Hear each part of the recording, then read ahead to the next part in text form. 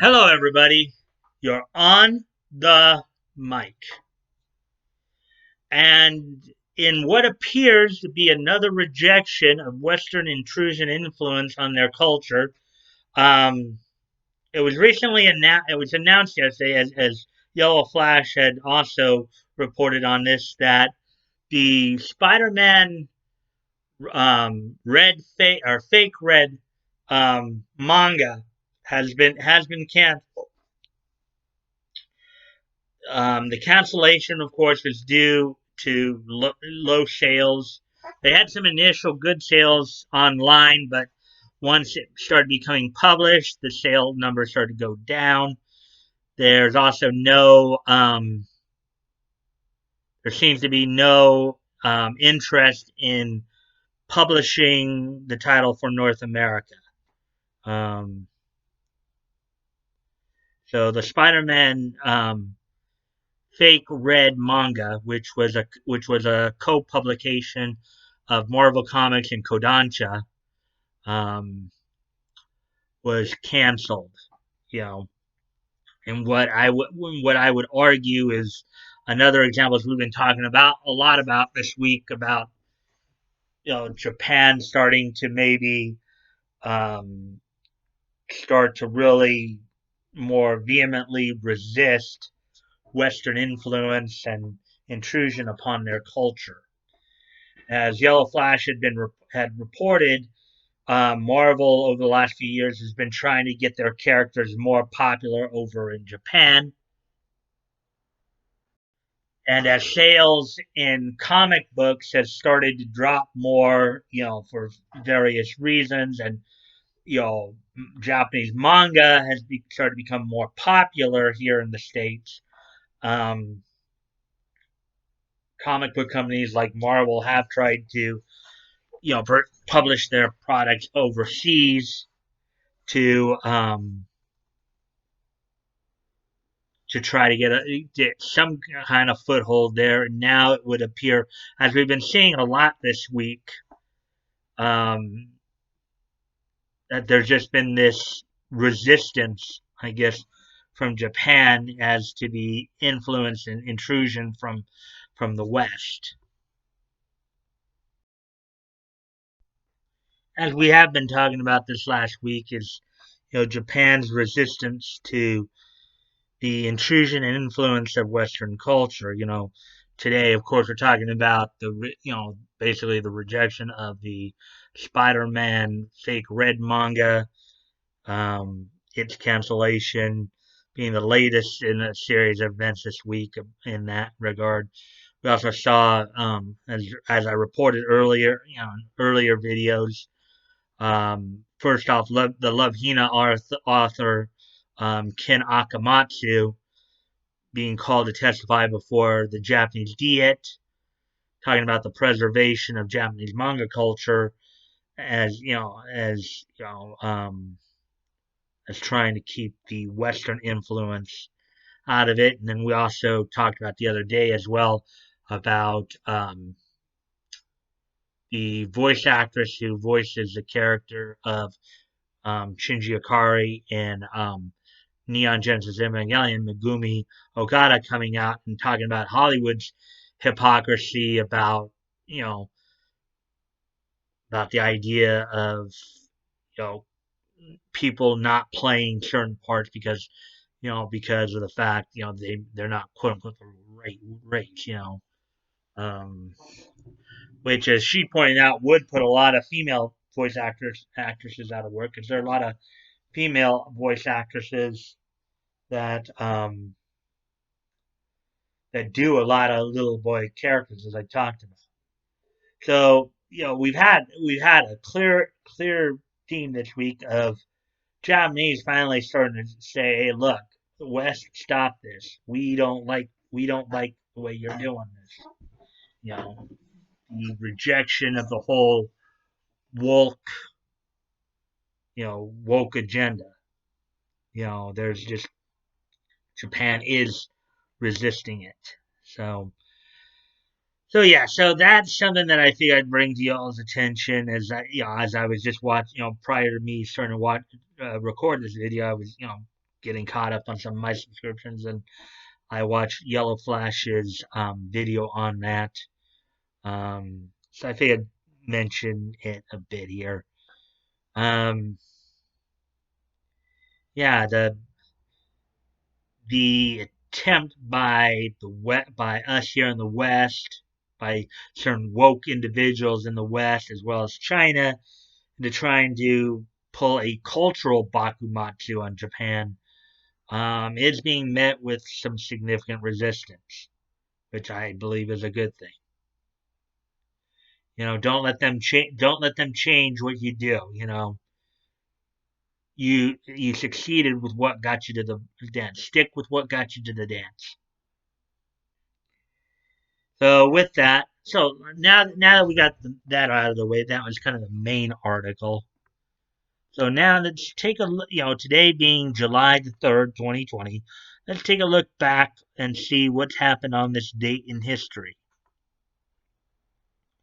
So the first thing I will talk about here, of course, is as we go back to 1980, which was 40 years ago today.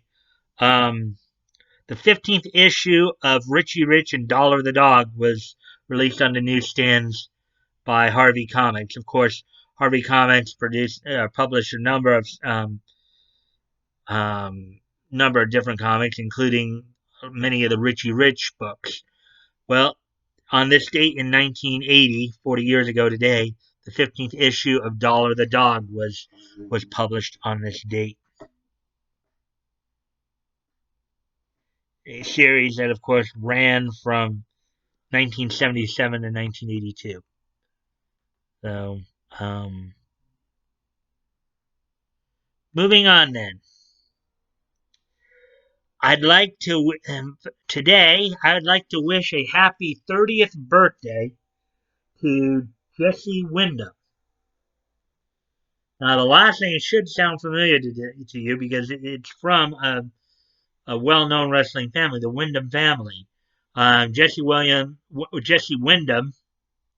is the son of former NWA World Heavyweight Champion Barry Windham and the grandson, of course, of former WWF World Tag Team Champion Blackjack Mulligan. So I'd like to wish a happy 30th birthday to Jesse Wyndham, the third generation star of the Wyndham family, whose cousins, Bo Dallas and Bray Wyatt, are also professional wrestlers, obviously. So happy 30th birthday to Jesse Wyndham. And on this date in 2008, at I believe it was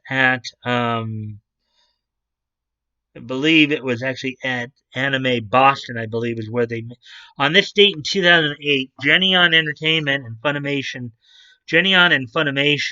Entertainment announced an agreement to distribute select titles in North America, while Geneon Entertainment retained the licenses. Funimation assumed exclusive rights to the manufacturing, marketing, sales, and distribution of select titles. So on this date, there are a number of titles that Geneon and Funimation announced they would share. They agreed to co-distribute in North America. Among those titles included, of course, the Law Ueki, Kyo Karamao,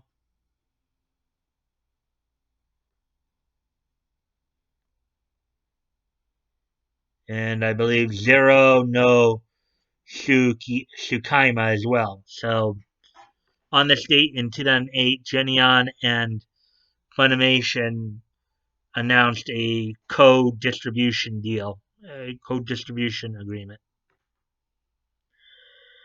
And with that, If you guys would like to contact me, my Discord information is in the links. You guys can check out the Discord and join the Discord if you'd like. Um, also, I am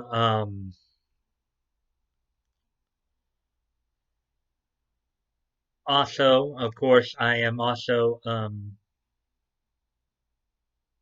you can check out the Discord. I'm also promoting a bunch of different dub studios, as Funimation is not the only game in town.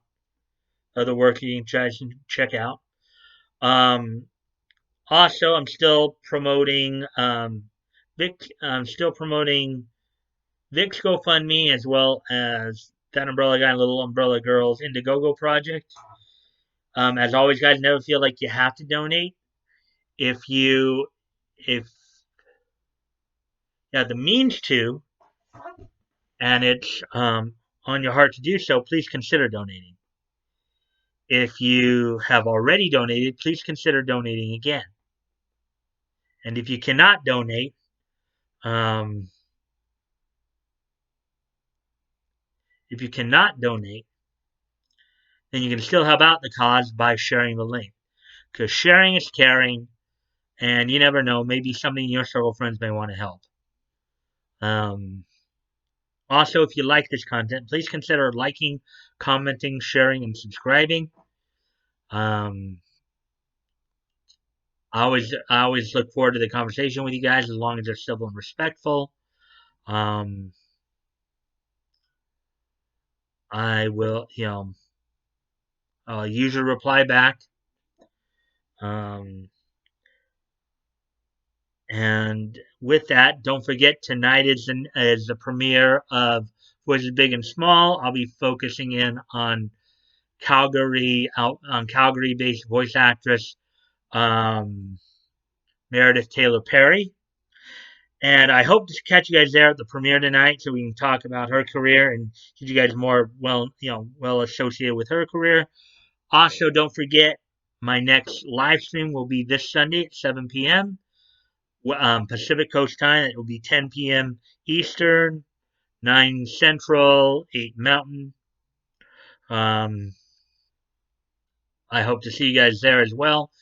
I'll be talking about um, some of the historical anime um,